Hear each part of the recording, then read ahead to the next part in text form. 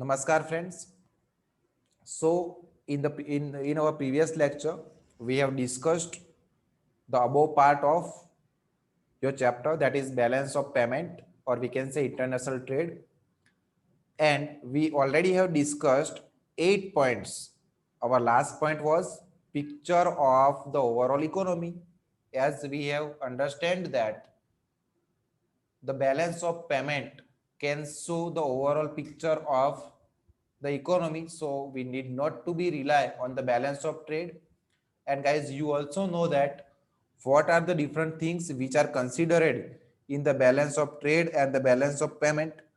So guys, now we will move further, but before moving further, let's revise the points that we already have considered in our first lecture of this chapter.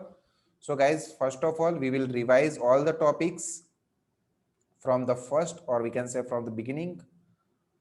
So, okay, first of all, it is about international trade, or we can say balance of payment. These are the points which will be considered in this chapter. We understand that what is trade. Trade means the exchange of goods and services. Then we understood about the internal trade and international trade. You know it very well that internal trade is the exchange of goods and services within the geographical area of any nation, or we can say within the boundaries of any country. But when we talk about international trade, it is the exchange of goods and services beyond the area of geographical country of, or we can say it is an exchange of goods and services of one country with the other countries, which is known as international trade. Then we have seen the fundamental principle of trade, why we need to do the trade, so that we can get the goods and services which we cannot produce. So this is what the fundamental principle of trade. Now we will see difference between internal and international trade, that we already have discussed, that what are the basic differences in internal and international trade. We have seen that um, uh, internal trade means the goods and services, exchange of goods and services undertaken in only the geographical area of a single country. But in the international trade, the exchange of goods and services undertaken with the other countries. Now we also have discussed all these points of the difference between internal and international trade. Now guys, we also were discussing about the balance of trade, that what is balance of trade. There will be also only the consideration of physical, or we can say the visible goods and services. Now what is the balance of trade? So we already have discussed it, that it is a systematic record of transaction. It is a systematic record of all the transaction of visible goods of import and export. So whatever the import and the export is happening, when there is a record of all the physical goods, or we can say all the economic transactions of only the visible goods, which will be considered in the balance of trade. Then we have seen the balance of payment. We also discussed this point, that in the balance of payment there will be the consideration of both the thing. The one is visible and the non-visible goods and services. So it is a record of all the economic transaction of import and export occurred in a country. Then we discuss about the difference between balance of trade and the balance of payment. Then guys, we also have seen this part. Then we guys discuss about the structure of balance payment, that there are two different account, current account and the capital account. What are there in the current account, what are there in the capital account, have been discussed by us. Then guys, we were discussing about the picture of overall economy. In this point, we understood that balance of trade cannot show us a clear picture of the economic, the total economy. So we need to be dependent on the balance of payment, because balance of payment consider all the transaction, not only about the visible goods. So there is balance of payment which can present us a real picture of the overall economy of the nation. And now guys, we will move further to the new point. From this point we will start our lecture. So here we are given balance of payment always balances. Now guys, being a student of commerce, you know this thing, that the credit side and the debit side always balances, because it is just due to the method which is used in the accountancy. We can say it the double entry bookkeeping, and in the double entry bookkeeping, each and every transaction has two entries, and that's why which one of them will be on the debit side and the other will be on the credit side. So it will always be balanced. The debit and the credit side will always be balanced. And in the balance of payment, there will be the use of double entry bookkeeping system. So in the balance of payment also, the debit and the credit side will be balanced. Now what is there on the debit side, what is there on the credit side, we also know this thing because we already have seen and discussed in our previous lecture, that whatever the receipts are there, whatever the payments that we need, we will get, will be considered on the credit side, and whatever the amount that need to be paid by us will be considered on the debit side. So guys, we will see under this point, as said earlier, the balance of payment is drawn up in terms of debit and credit based on the system of double entry bookkeeping, and therefore it all the entries are made correctly. Total debits must be equal to total credits. This is because the debit and credits of each transaction recorded are equal in amount but appear on the opposite side of the balance of payment account. Thus, the country's balance of payment in the accounting sense must always balance. So guys, as I have told you, that when there is a use of double entry bookkeeping, the credit and the debit side always equals, or we can say balance. Now we will read the other paragraph. To put it differently, the credit or the receipt side of the balance of payment account of a country indicates the sources through which the foreign exchange has been earned by it during a given period. Likewise, debit or the payment side indicates the manner in which the country utilizes these foreign exchanges during the same period. The two sides therefore must necessarily be balanced. So guys, here what the amount that we get from other countries will be recorded on the credit side, and whatever the amount that we have got will be utilized by us to do the import, so this will be considered on the debit side. So by this way, both the side, whether it is a credit and debit, both the side will be balanced. Now we will not see this table because this might not considered in your syllabus. Then also let's see what is there. Okay, India's major trading partners. Okay, to whom with whom India does its import and export. Here are some of the countries and here are some of the datas percentage wise. We will not see, we will skip it. Now we will guys discuss about India's balance of payment. Okay, so now we will get the idea of India's balance of payment. What is the situation of India's balance of payment? How much import India does, how much export India does, whether it is a favorable situation, whether it is an unfavorable situation, whether it balances or not. So guys, we will see India's balance of payment. Before we undertake a detailed study of the problem, it is necessary to know the meaning of balance of payment. So guys, we know it very well. What is balance of payment? That we know it very well. Meaning, balance of payment refers to that account which records all economic transactions between the residents of country and the rest of the world during a given period of time. Balance of payment of trade is just a part of balance of payments. So guys, balance of trade is just a part of balance of payment. That is what the sentence says. It is the difference between export and import of the goods and services. Balance of payment has two accounts. So guys, it is the difference between import and export, so that we can know that whether the import is high, export is high, whether both are the equal or not. So balance of payment is quite very important. Now we will see, uh, balance of payment has two accounts. Current account, it includes the followings. What is there in the current account? Guys, we already have discussed this point in our previous lecture. Let's do it again. The difference between the value of import and export of goods, that is visible item.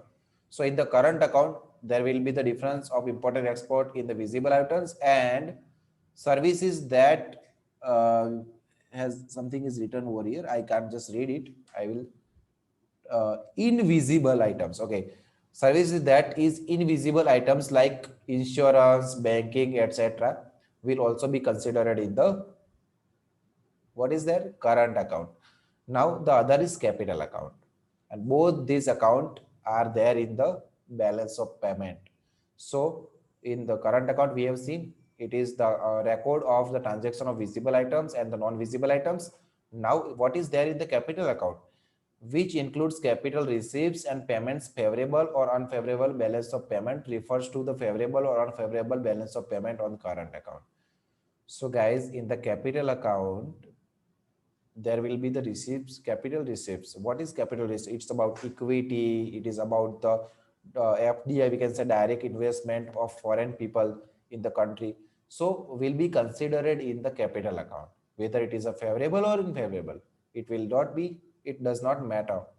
Now guys, unfavorable balance of payment of India has been a matter of grave concern.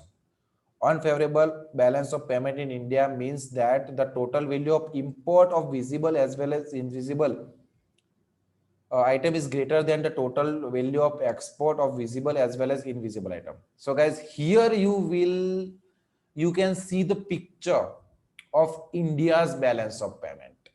In India, the value of import, the value of import of both visible and invisible item is greater than the value of export of visible and invisible item. So in India, there is an unfavorable situation of balance of payment. Now guys, we will move further. Favorable balance of payment means that India's foreign trade is profitable, that is visible and invisible exports are greater than the visible and invisible imports. But when there is the higher value of export than the import, there will be the favorable balance of payment. But in India, there is unfavorable balance of payment. Trends in balance of payment.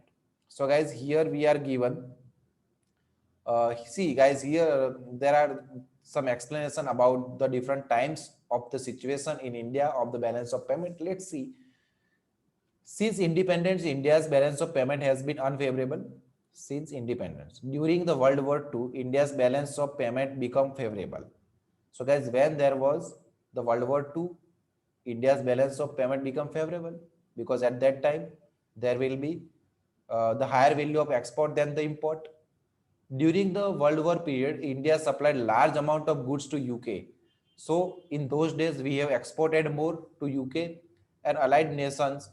Consequently, UK had to pay rupees 1,733 crore, called sterling balances, to India by way of payments of these goods. But immediately after partitions, India's import increased much more than its export, leading the country into balance of payment difficult. So guys, during the World War II, it was the only once India's balance of payment was favorable. After that, when the partitions has been happened, and when we can say after that World War II, after the once the event has been happened when India's balance of payment is favorable, we have not seen any time the favorable situation in the country.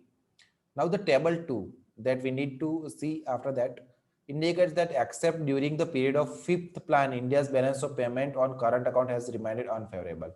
The deficit in the current account is met by an equivalent surplus on the capital account. It consists of the following: loans from foreign governments, private foreign investment and loans, movement of funds by the banks. If the inflow of funds from all these sources falls short of the current account deficit, the balance is financed by utilizing the foreign exchange reserves of the country. So, guys, what is happening? It is about the balance of trade, means about the import and export of physical goods, because in the balance of payment, when we talk about the import and export of invisible goods, it is quite favorable. But just due to the balance of trade, just due to the import and export of visible goods, there is unfavorable situation. So this is what the situation of India is in the we can say about the balance of payment. Here we can see the data of balance of payment in crores. The minus means there is unfavorable data.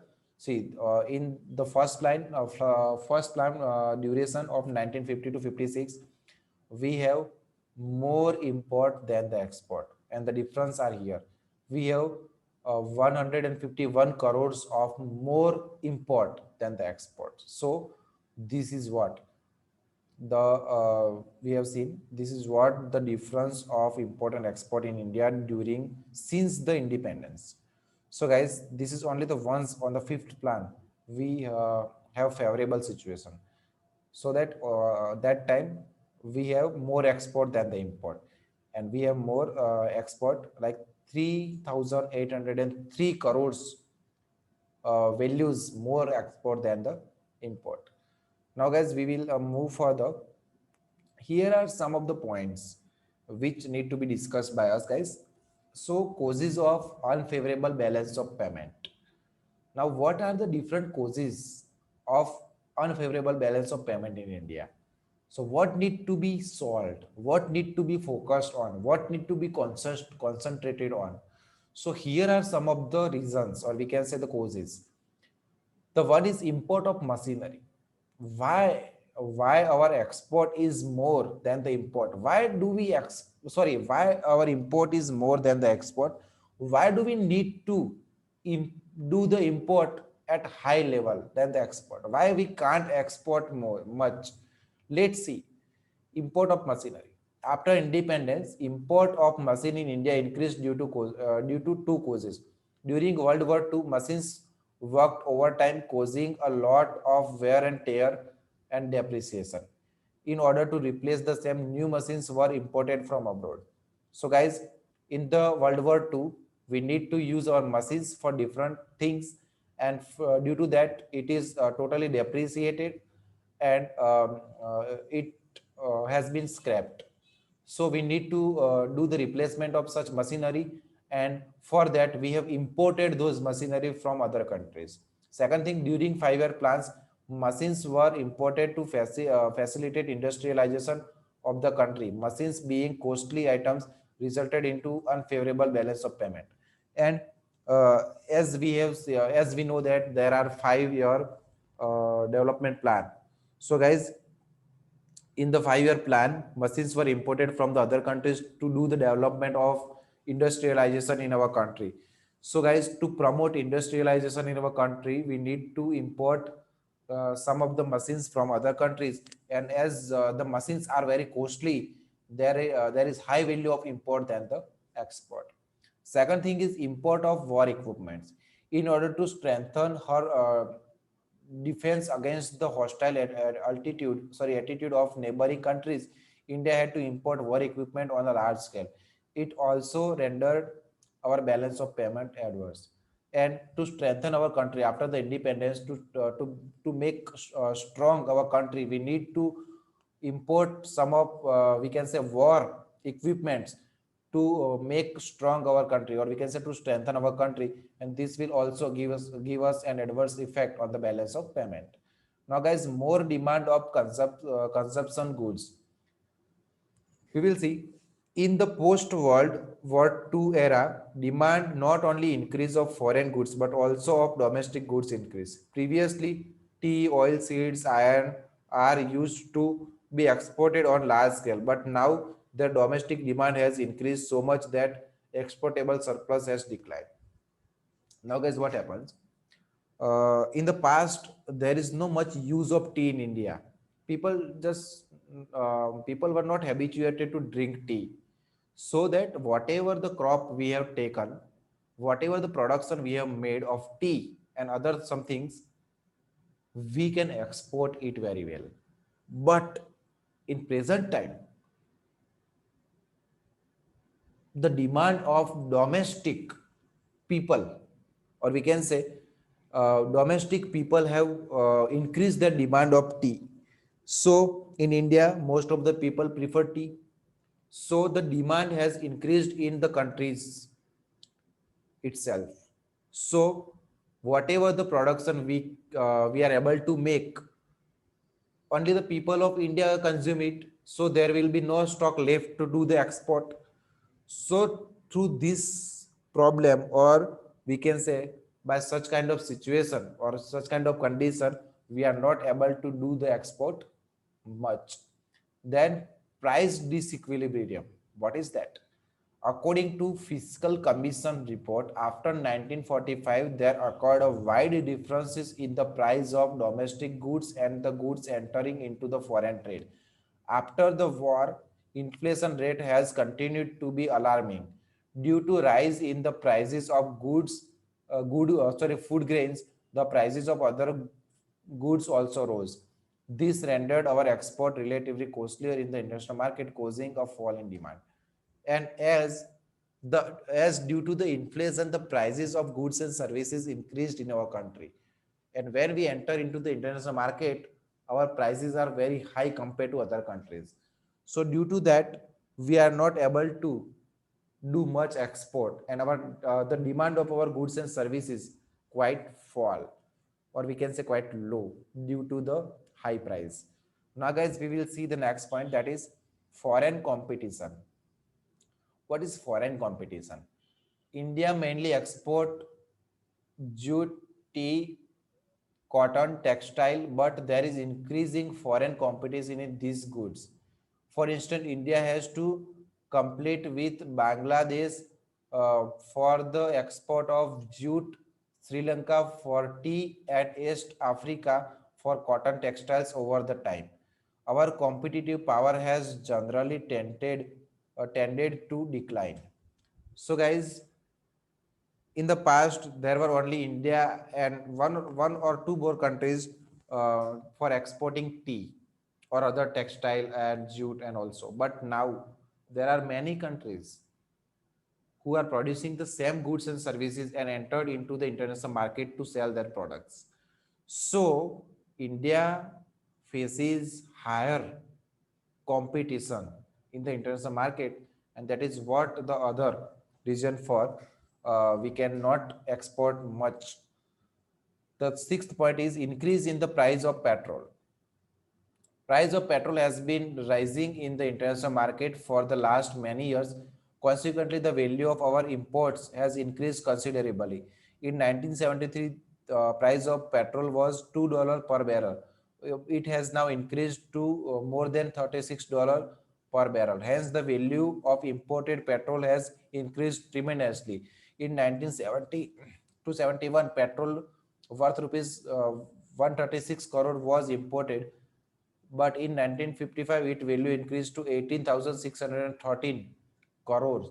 About 24% of our total export earning is spent on the import of petrol. Import of petroleum products worth of rupees 24,392 crores, in 2005-6. So guys, as the price of petrol has been increased, most of the part of our import has taken, or we can say collected by the petroleum products.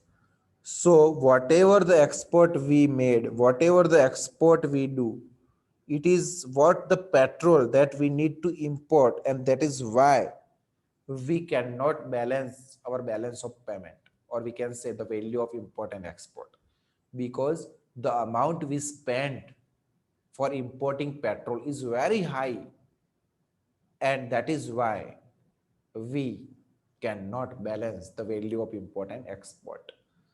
Now guys, the 7th point is payment of interest on foreign debts. Government of India is indebted to other countries to the tune of 3,11,792 crores. It paid in 1995 about rupees 40,924 crore as interest on this debt. It also resulted into unfavorable balance of payment. So guys, you can see the situation. Government of India has debt of rupees 3,11,792 crores. It is the situation of 1995. In the present time, it quite more than that. And we also need to do the payment of interest of that capital. So with the principal of amount, there will be the amount of interest also. So based on that, we cannot balance the, we can say, the value of import and export, because in the balance of payment, the payment on the interest of debt will be considered on the debit side. And this is why we cannot balance our balance of payment, or we can say the value of import and export. Now guys, we will see less growth of exports. Till 1976, export of India increased less than her imports, causing disequilibrium in the balance of payment. The same situation obtained at the beginning of the 7th plan. The gap between export and import has further widened only to compound the problem of balance of payment. So guys, here till 1976, export of India increased less than the import. So since then, since 1976, we are doing more import than the export. And this is just causing disequilibrium in the balance of payment, because there is no equal value of the import and the export. And the thing is, written here is, we cannot grow, or we can say we could not grow our export that considerably need to be grown. Now guys, we will see foreign trade after independence. How about the foreign trade after the India get independent? We will see. With the growth of industries since independence, several changes took place in India's foreign trade in the post-independence period. Especially after 5-year plan was launched in 1951, India's foreign trade has undergone a remarkable change and remain no longer confined to few countries and commodities. These changes are studied under as four heads. Volume of trade. See guys, this point is not considered in your syllabus, so I will just discuss it with you very briefly. Volume of trade. Volume of trade means how much production we are able to do. Let's read. It's related to the size of international transactions. Since a large number of commodities enter international transaction and their aggregate can be found only by finding their money value, the volume of trade can be measured by finding its value. The trade in the value of trade help to identify the basic forces that may be operating at different periods in the economy. The volume of India's foreign trade has increased considerably during this period. In 1946-47, the volume of the total value of India's foreign trade was only 507 crore. It increased to 1,214 crore in 1951. So the volume of trade has been increased, but it is not considerably increased that need to be increased. Okay guys, so here the table explains what the value of India's foreign trade since 1951 to April December, since 1951 to 2005 2006. So here is the data of import and export and the total.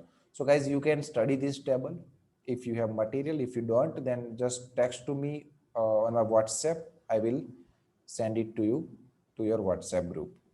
Okay, guys. So now we will see export production.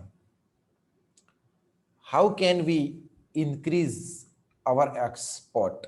How can we increase our export? So guys, measures of balance of payment, the topic that we are given, this will also be very important for us. So let's read it. First of all, how can we can say increase our export? Let's see. The first thing is priority treatment. The production for export has been given a special treatment by government. Government should encourage people to do the export. Governments should take on special treatment for the export activities. Industrial units in the priority sector exporting 10% or more of their production are granted preferred source of supply and facilities for further expansion of their export production. And whosoever the company is doing the export, government should give him enough infrastructural facilities so that it can expand its business and do more export. So in short, government should give priority to the business who are doing the export activities. Now the second thing is EOU and EPZ, export processing zone, and EOU will see export oriented units. So in the matter of industrial licensing also, certain concessions have been made for furthering the creation of new export capacity. Since the January 1, 1981, a single point clearance with the regard to industrial licensing, foreign collaboration, import of capital goods and raw material is given for setting up 100% of export oriented units by a board of by a board headed by a commerce secretary. So guys, in short, this point says us that government should start such kind of units, such kind of zones through which people can easily enter into the export business, and whatever the goods and services he wants to do the export, government should encourage him and make an easy way to do the export. Government should remove some of the restriction and the rules which which might be the barriers of doing the export. Now guys, we will see the next point, that is industrial park. That will government should start an industrial park, or we can say introduce such kind of scheme in which people should be attracted to do the export, and government can successfully we can say join the people in the export activities. So whosoever the production houses in our country are, government should promote them, government should encourage them to do the more we can say export activity. Fourth one is quality control. Quality, there when there is high quality, there will be high demand. So guys, we will see. So guys, in the quality control, we will read, the government has enforced quality control and pre-shipment inspection through the provision of Export Quality Control and Inspection Act 1983.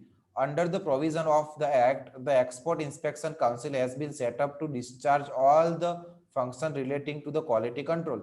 There is compulsory export intersections for specified product, now some 700 800 in the number. So guys, there is a high quality control. The body has been set up by the government who does the inspection of the goods which will be in the process of export. So this is what, again, the thing, when there is a high quality good, there will be high demand.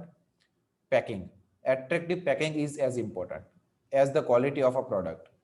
In order to promote the research in developing cheap, sound and attractive packaging, the government has set up the Indian Institute of Packaging. So guys, government has taken many steps for doing this. So guys, government has set up the body, or we can say institute, for the Indian Institute of Packaging, who do the research on developing cheap, sound and attractive package. of product. Now guys, we will see harmonized import code. The government formulated and published in October 1995 a harmonized import code covering 11,787 items. The classification under this code is based on the format adopted by the Customs Cooperation Council, Brussels. The system is prevalent all over the world and meets the standard prescribed under WTO. The publication of the code will bring about transparency in India's import licensing policy. So guys, government has also harmonized import code. Government has also issued the harmonized import code, and through which uh, it has considered all the, we can say, all the countries and the guidelines of the World Trade WTO, World Trade Organization, to do the import and export activity at very transparency. So guys, that's it from your chapter. There are the last point which is left, but this point is not considered in your syllabus, so I will not discuss it with you. And that is what from the chapter is, as your exam is very close, so I have done this in a very hurriedly. So if you are left with any query, any confusion, anything, or if you need to um, get explanation of any point, you can call me, you can contact me by any way you can. I will try my best to explain you in a very detailed manner. And if anything is left in this chapter, then you can we can say you can note it down and inform me about the point.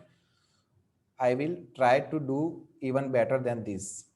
Okay guys, so that's it for today. We'll come with the new chapter and the new lecture. Goodbye, good night.